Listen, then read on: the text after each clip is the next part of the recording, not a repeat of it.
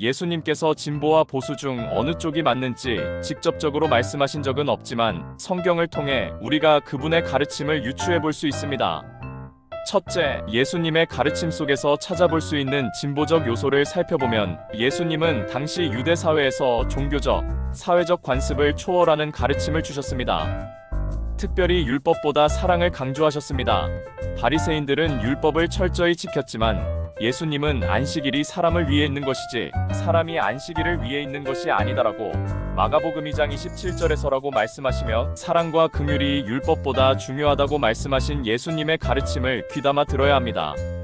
또한 사회적 약자를 외면하지 않으시고 보호하셨을 뿐만 아니라 그 당시 유대인들이 멀리했던 세리와 죄인들과 함께 식사하시며 사마리아인과 여성들까지도 존중하셨고 오히려 그들을 위로하셨습니다.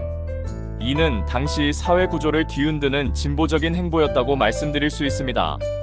새로운 언약을 선포하시면서 예수님은 새 계명을 너희에게 주노니 서로 사랑하라. 요한복음 13장 34절에서 말씀하시며 기존의 율법보다 더 깊은 사랑과 용서의 메시지를 전하셨음을 성경에서 찾아볼 수 있습니다. 둘째, 신약에서 예수님의 가르침에서 볼 수 있는 보수적 요소를 찾아보자면 예수님은 기존 율법을 완전히 폐기하지 않으시고 그것을 완성하러 오셨다고 하셨습니다. 율법의 본질을 강조하시며 내가 율법이나 선지자를 폐하러 온 줄로 생각하지 말라. 내가 온 것은 폐하려 함이 아니요 완전하게 하려 함이라 라고 마태복음 5장 17절에서 말씀하고 계십니다.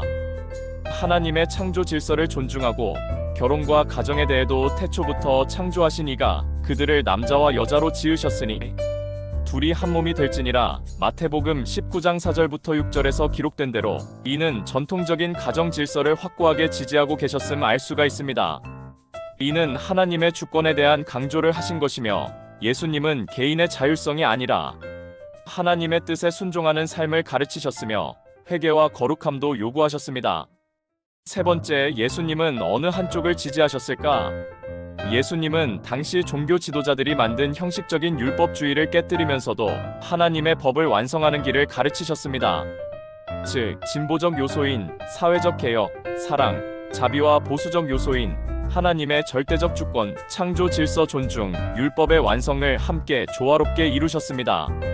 따라서 성경적 관점에서 보면 예수님은 진보와 보수 중 한쪽을 선택하라고 하시기보다는 하나님의 뜻과 사랑을 기준으로 판단하고 행동하라고 하셨음을 볼 수 있습니다. 인간이 만든 정치적 이념과 민족의 문화와 사상적 이념에 얽매이기보다 하나님의 나라와 그 의를 먼저 구하는 것이 우리를 향한 주님의 뜻이며 또한 우리에게 주신 새 계명인 사랑으로 모든 율법을 뛰어넘는 사랑과 자비를 실천하는 삶을 사는 그리스도인들이 되야겠습니다.